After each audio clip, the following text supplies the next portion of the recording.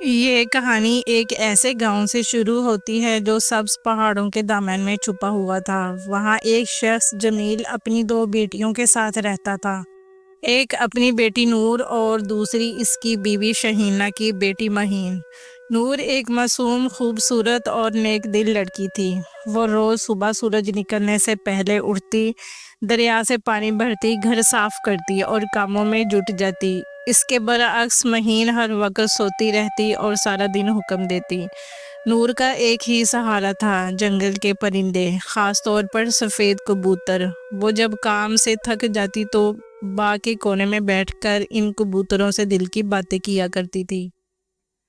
اے میرے کبوتروں، تم آزاد ہو، تمہیں کوئی قید نہیں کرتا، کاش میں بھی تمہاری طرح اڑ سکتی۔ کبوتر اس کے ارد گرد منڈلاتے، کبھی اس کے ہاتھ پر بیٹھ جاتے، کبھی اس کے بالوں میں چھپی کلیوں سے کھیلنے لگتے۔ نور کو لگتا جیسے یہ پرندے اس کے دکھوں کے گواہ اور اس کے دل کے رازدار ہوں۔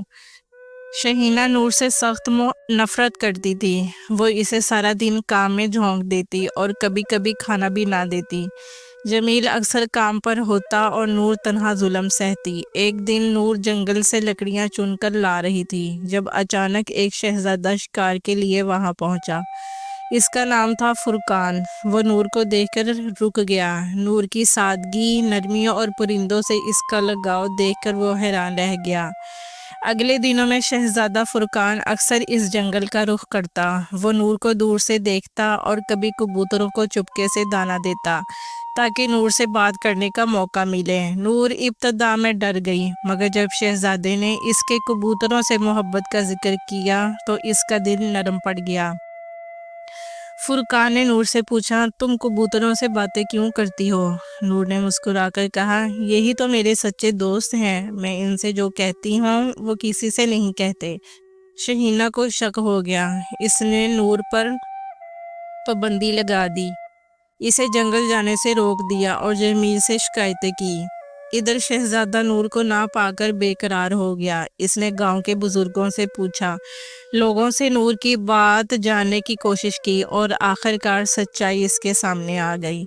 فرقان نے جمیل کو دربار بلایا۔ نور کو بھی بلایا گیا۔ نور نے سچائی بتائی اور گاؤں والوں نے بھی اس کی حمایت کی۔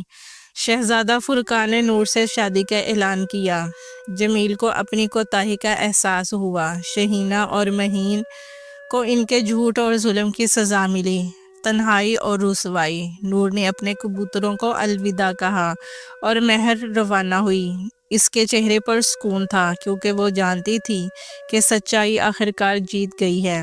یہ تھی کہانی ایک مظلوم لڑکی کی جس نے صبر، محبت اور پرندوں کی دوستی سے اپنی قسمت بدل دی، کیونکہ جو دل سے سچا ہوتا ہے اسے قدرت بھی کبھی تنہا نہیں چھوڑتی۔